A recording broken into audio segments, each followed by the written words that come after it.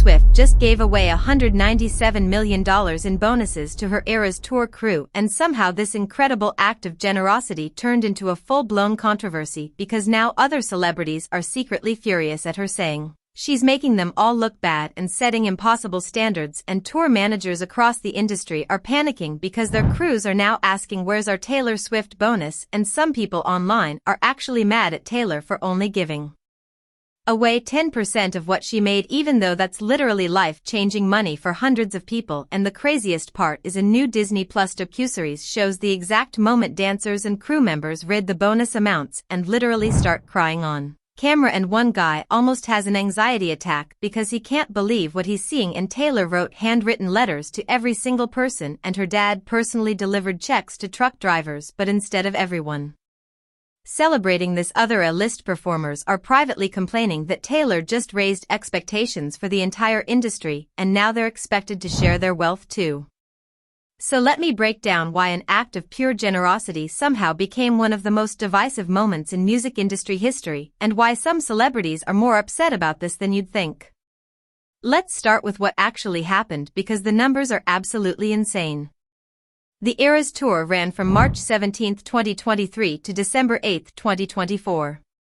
21 months. 149 shows.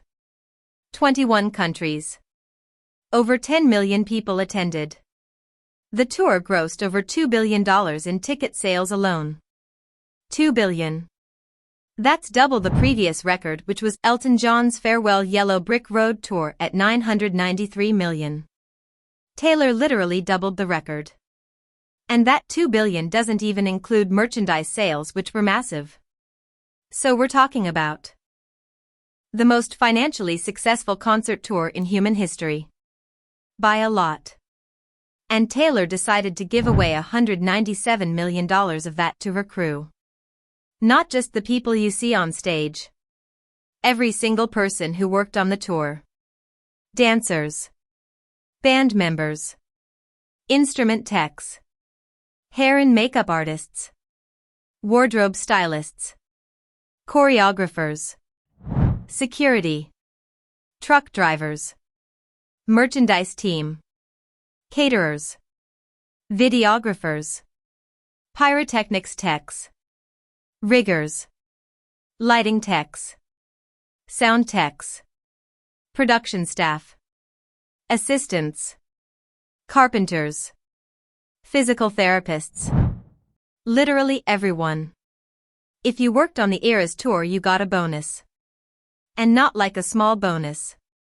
Life-changing money. Truck drivers got $100,000 each. $100,000. For driving trucks. There are 50 truck drivers on the tour. So that's $5 million just for truckers. And Taylor's dad, Scott Swift, personally went to each truck driver and handed them their checks along with handwritten letters from Taylor. The CEO of the trucking company told reporters he couldn't believe they took the time to write personal notes to every driver. He said it was incredible and meant everything to his staff. And that's just the truck drivers. Dancers got six-figure bonuses. Band members got six-figure bonuses. The exact amounts were bleeped out in the Disney Plus docuseries, but you can see the reactions when people read their letters, and it's clear the numbers are huge. One dancer named Cameron Saunders is shown on camera reading his letter out loud, and when he gets to the amount, his voice catches, and he starts crying. He can barely get the words out. Other crew members are shown hugging each other and wiping tears. It's genuinely emotional to watch because you can tell this money is changing their lives. These aren't wealthy people. These are working-class crew members who grind on tour for months at a time away from their families, and Taylor just handed them more money than most of them have ever seen at once. In the docuseries, Taylor talks about Bonus Day, and you can tell how much she cares about it.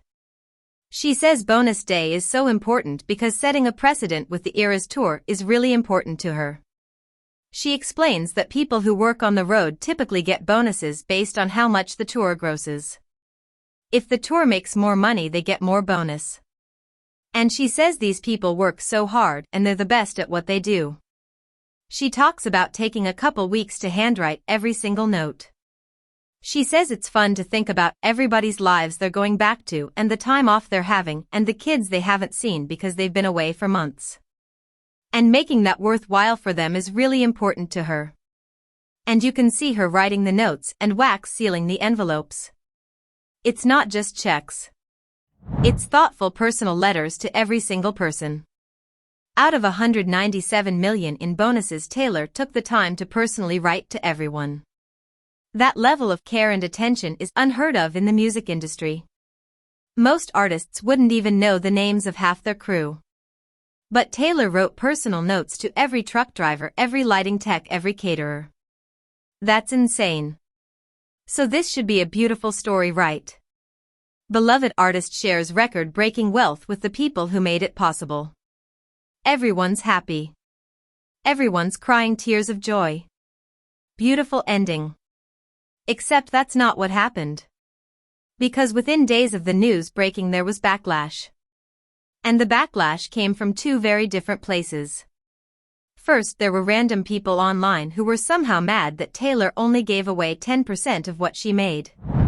They were doing math saying, okay, the tour made over $2 billion and she gave away less than $200 million, so she kept over $1.8 billion for herself.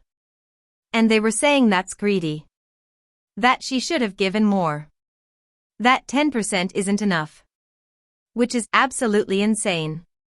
$197 million is $197 million.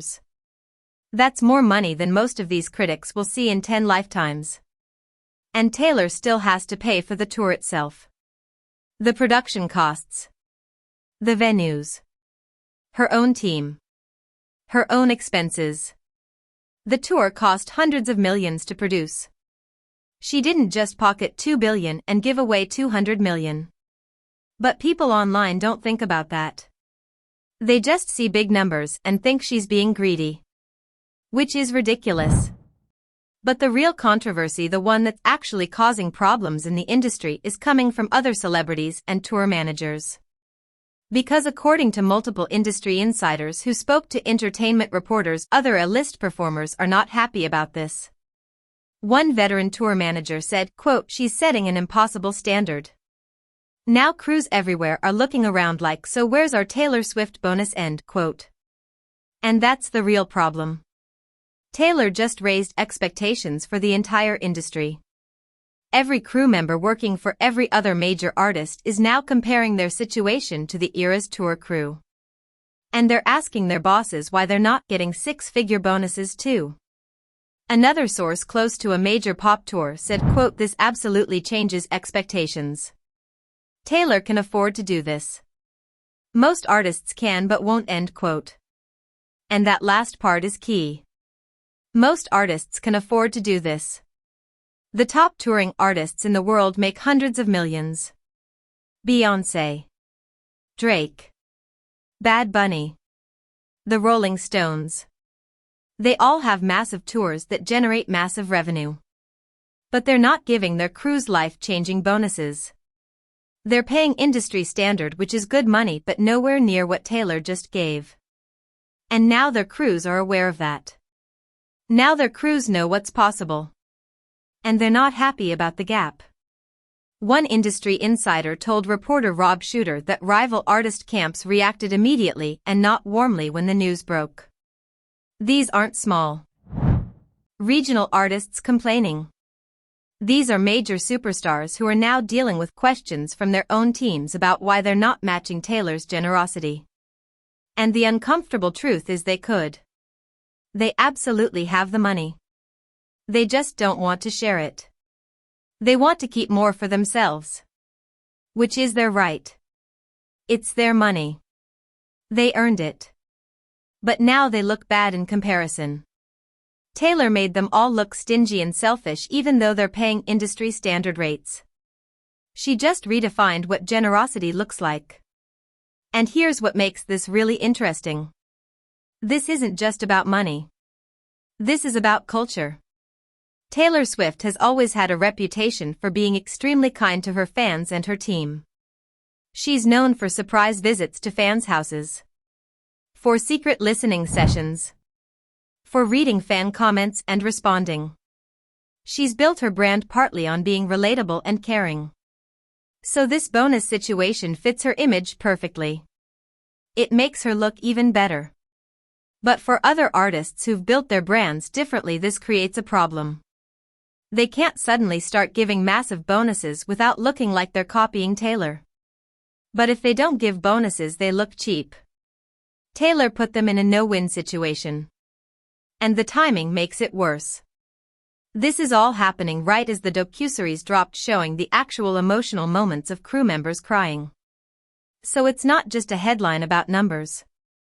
People are seeing real human reactions. They're seeing working-class people having their lives changed. And then they're thinking about all the other wealthy artists who aren't doing this. The contrast is stark. And it makes those other artists look really bad, even though technically they're not doing anything wrong. They're just paying what they've always paid.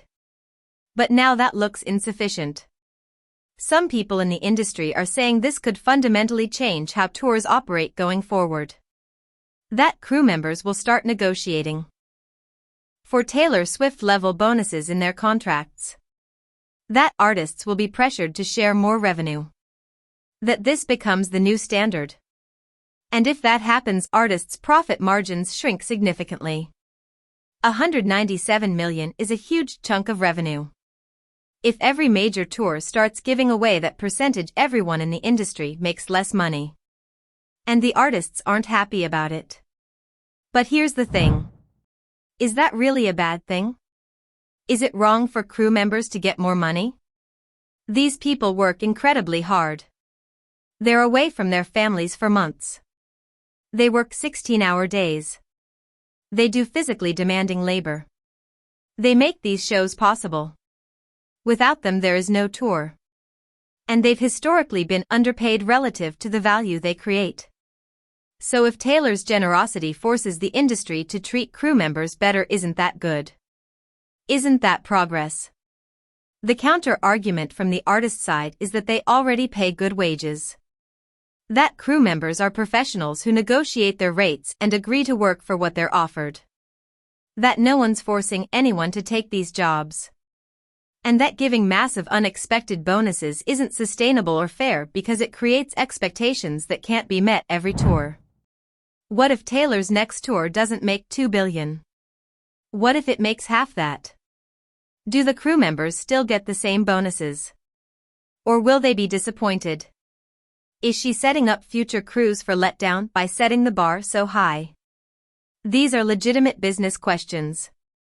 But they're hard to sympathize with when you're talking about billionaire artists worried about sharing their wealth.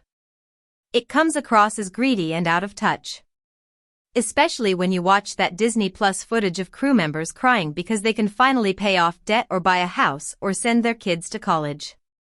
Those real-life impacts matter more than an artist's profit margin. At least to regular people watching this unfold.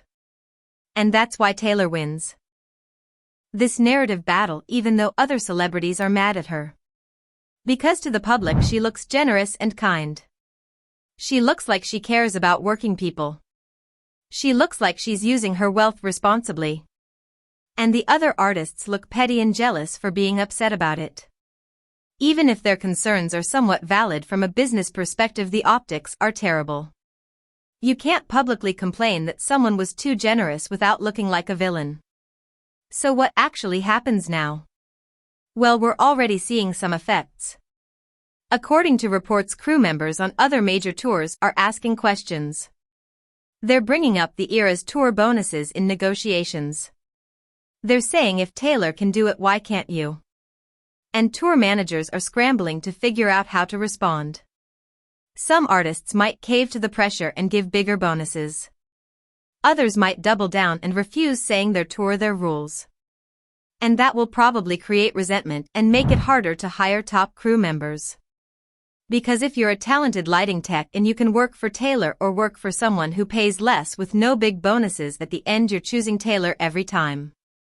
This could also impact ticket prices. If artists start giving away more revenue in bonuses, they might try to make that up by charging more for tickets. Which means fans pay the price for crew generosity.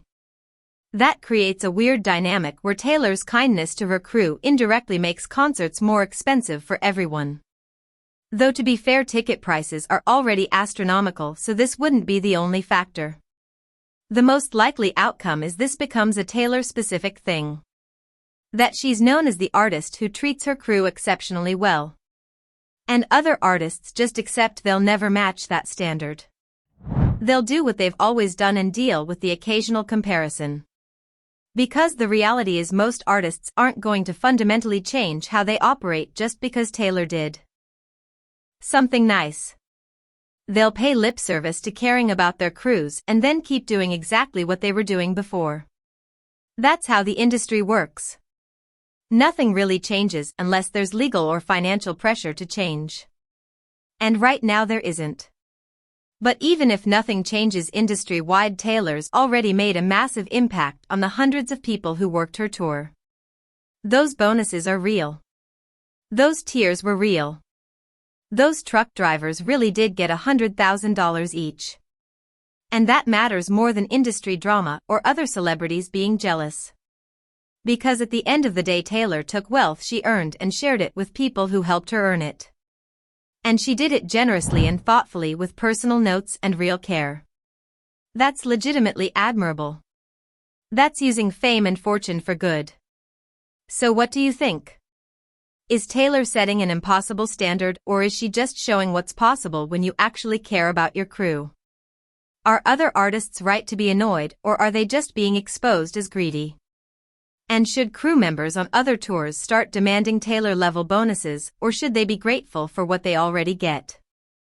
Drop your thoughts in the comments because this debate is dividing the music industry, and I want to hear where you stand. And if you made it to the end, thanks for diving into this surprisingly complex story about why an act of generosity became controversial. Make sure you like and subscribe because I'll be following this story as more artists respond and we see if this actually changes anything. See you in the next one.